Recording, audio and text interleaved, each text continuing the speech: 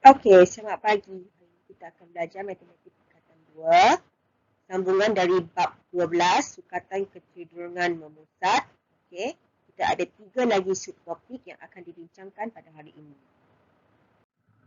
Okey, kita akan lihat objektif yang seterusnya. Okey, yang pertama adalah memilih dan menjustifikasikan sukatan kecenderungan memusat yang sesuai untuk memerihal taburan suatu set data, termasuk set data yang mempunyai nilai ekstrim. Yang kedua, menentukan mod, mean dan median daripada perwakilan data. Dan yang ketiga, mengaplikasikan kefahaman tentang sukatan kecenderungan memusat untuk membuat ramalan, membentuk hujah yang meyakinkan dan membuat kesimpulan. Okay, ini yang pertama. Kita boleh memilih dan memberikan justifikasi kepada mana-mana sukatan kecenderungan memusat untuk memerihalkan taburan suatu set data yang diberikan mengikut kesesuaian data tersebut. Jenis data adalah sangat penting kepada kita ingin membuat pemilihan sukatan kecenderungan memusat yang sesuai. Justifikasi pemilihan juga harus jelas agar tepat dan dapat mewakili keseluruhan data. Kita akan cuba fahami apa maksud mean, median dan juga mod. Mean dipilih sebagai sukatan kecenderungan memusat kerana melibatkan kecenderungan data. Apabila terdapat nilai ekstrim, mean tidak dapat memberikan tafsiran tepat tentang data kerana nilai ekstrim itu mempengaruhi mean. Median ialah sukatan kecenderungan memusat yang lebih sesuai digunakan apabila mendapat nilai ekstrim.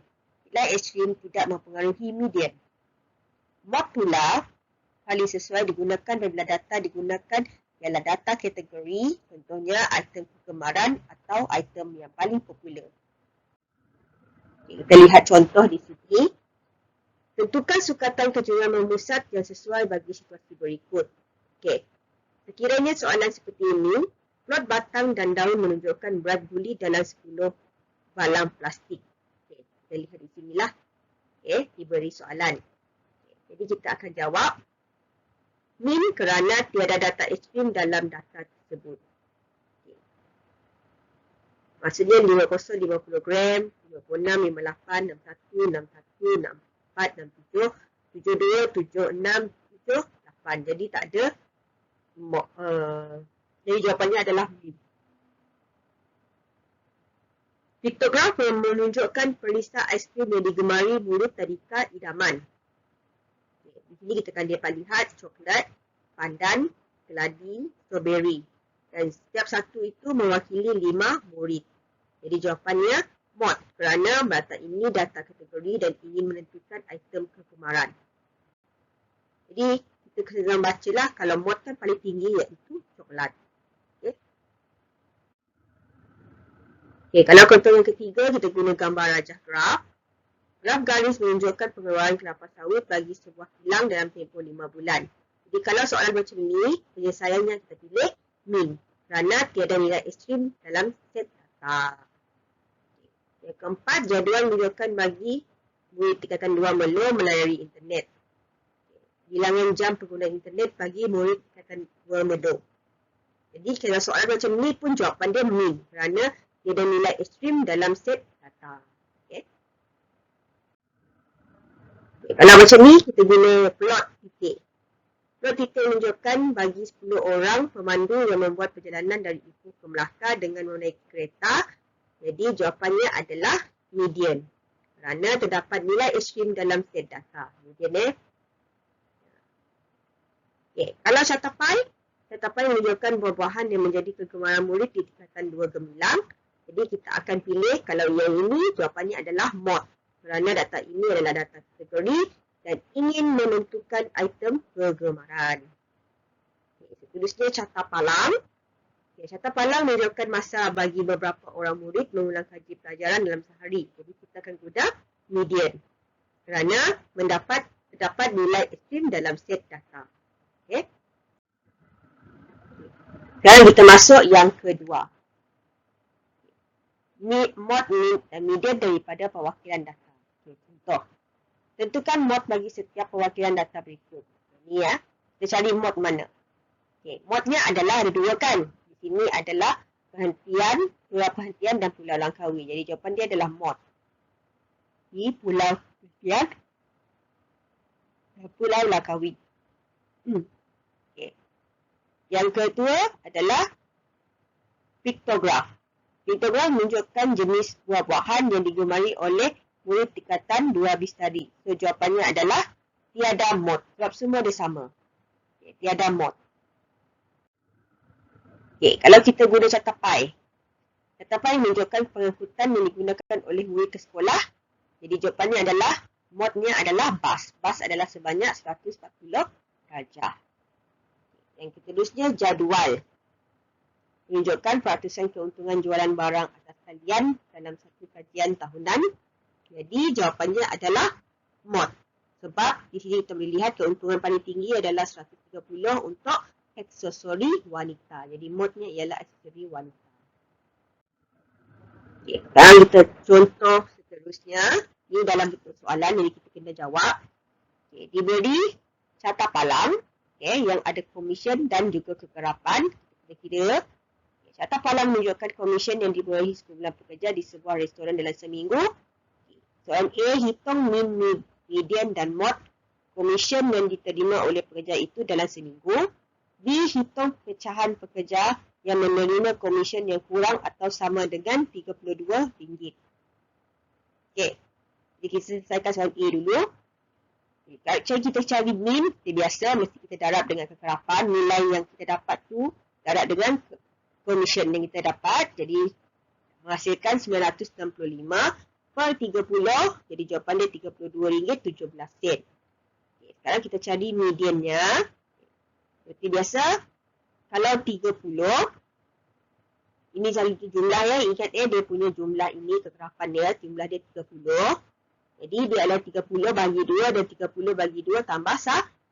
Jadi jawapan dia adalah data ke-15 dan data ke-16. Jadi kena bagi 2 sebab dia ada 2 jawapan. Jadi jawapan data 15 ke 16 adalah 32, 32. Jadi bagi 2 dapat RM32. Okay, sekarang kita cari mod. Mod paling tinggi di sini warna pink ni. Adalah RM32. Dah selesai. Min, mod, median. Okay, B, dia minta hitung pecahan. Jadi pecahan bilangan pekerja yang menerima komisen kurang atau sama dengan RM32 yang kita dapat tadi. Okay. Jadi dia adalah nilai 4 tambah 5 tambah RM9. Jadi 30 per 30 dapat 3 per 5. Kita kira pecahan mesti per semua nilai kekerapan. Okay. Contoh seterusnya. Jadual menunjukkan bilangan kesalahan ejaan murid di tingkatan 2 amanah yang dilakukan ketika menulis karangan bahasa Melayu. Jadi kita cari A. Jika min bilangan kesalahan murid itu ialah 2.4, hitung nilai bagi X. Ini X kita. Jadi kita kena carilah. So, mesti kira ikut min. Jadi kita kira ikut macam biasa. Kalau 2X ni akan jadi 2X lah. Ini pun sama. Dia ada nilai X per X. So kita kira macam kita buat rumus algebra. Okay. Jadi kita akan ikut langkah satu persatu. Di 2x tambah 66 sama dengan 2.4 6 x tambah 27. Iaitu yang bawah ni darab dengan 2.4. So dapat 2x tambah 66 sama dengan 2.4x tambah 64.8. Lepas tu kita ubah x di sebelah kiri dan nombor di sebelah kanan. So akan jawapan 0.4x sama dengan 1.2. Jadi bila dibagi x dapat 3. Okay. So, soalan B, jika median bagi taburan kekerapan itu ialah 3, hitung nilai yang maksimum bagi X. Okay. Dan yang ke C, jika mod bagi kesilapan ejaan yang dilakukan oleh murid ialah 2, tentukan nilai minimum yang mungkin bagi X. Lihat jawapan B and C. Okay, macam ni. Ini susun 0, 0, 0, 4 kali, 1, 1, 8 kali, 2, X kita tak tahu, 3 di tengah-tengah. Okay, sebab dia median. Jadi ini 3, 5 kali, 4, 5 kali, nombor 5, 4 kali. Ini adalah hasil daripada kekerapan tadi ya. Okay, nilai terbesar bagi X jika median di sini. Okay, jadi 4 tambah 8 tambah X kan.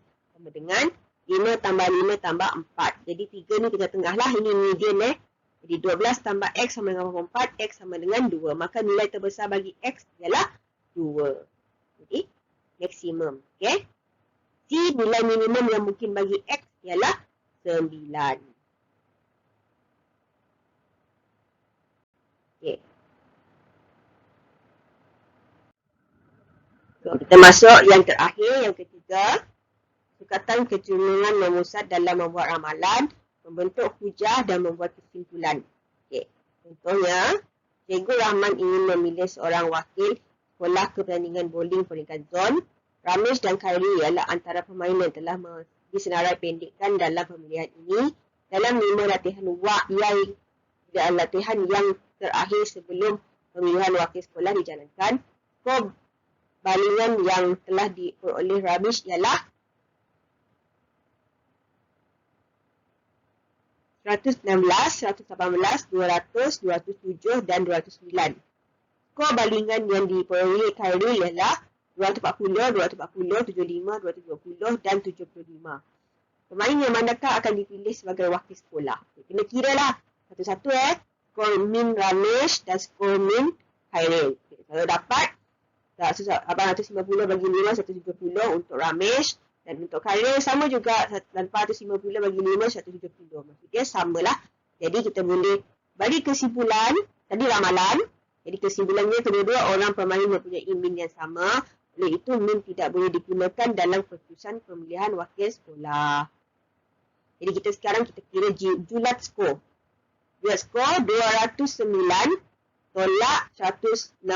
Julat maksud dia cari yang tertinggi tolak yang rendah. Okay? Jadi jawapan dia 93. Jadi apabila skor balingan Khairul pula 240 tolak 75 akan jadi 165. Jadi kita buat kesimpulan, kita mendapati bahawa julat skor balingan Ramesh lebih rendah berbanding dengan Khairul sebab ada di antara skor Khairul sangat rendah nilai ekstrimnya. Jadi menyebabkan julatnya menjadi besar. Oleh itu pemilihan Ramesh sebagai wakil sekolah adalah lebih tepat. Jadi kalau kita buat pemilihan secara min tak boleh seri. Jadi kalau kita buat julat skor, kita dapat tahu yang julat Ramesh adalah paling terbaik sebab dia paling rendahlah daripada Khairul. Okay.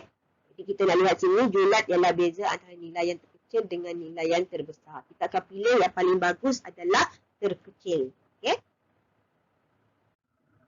Contoh seterusnya, Cikgu Johan menunjukkan 3 pasukan bola keranjang.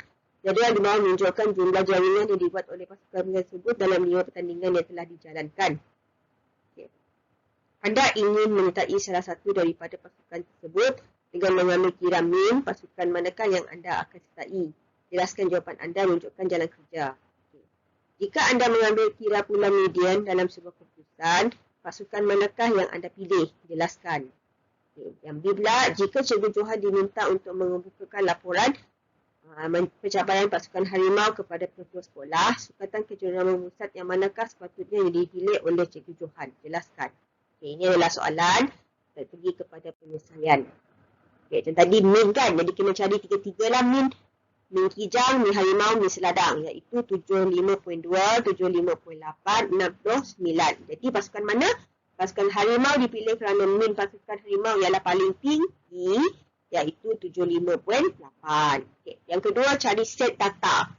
Set data dari pasukan kijang 32, 65, 88, 95, 56. Yang kedua, harimau 50, 65, 87, 87, 90. Pasukan kijang, pasukan seladang 44, 46, 80, 85, 90. Jadi kita cari median di tengah-tengah. Kita dah susun dah ni. Okay, median ni adalah 88, 87 dan 80. Jadi kita pilih paling tinggi, iaitu pasukan kijang dipilih kerana nilai mediannya paling tinggi iaitu 88. Macam tu. Jadi yang terakhir, min. Kita pilih min sebab hal ini demikian kerana min menggunakan keseluruhan data dalam jadual tersebut. Okay? Oleh sebab itu, min sangat sesuai digunakan kerana tiada nilai ekstrim dalam set data. Okay. Kenapa tak kita pilih median? Sebab dia hanya pilih ketinggian sahaja. Kalau ini kita boleh kira semua, lepas tu kita macam buat purata lah. Jadi sebab itulah kita pilih min. Okay? Jadi kamu kena jawab dengan betul, pilih dengan betul. Okay, sekarang contoh yang terakhir. Okay, kalau kita jumpa soalan yang ada data macam ni, dia bagi. Okay, so carta palang di atas menunjukkan pilih makanan di kantin sekolah pada bulan Januari dan Februari untuk kajian bagi 400 orang murid.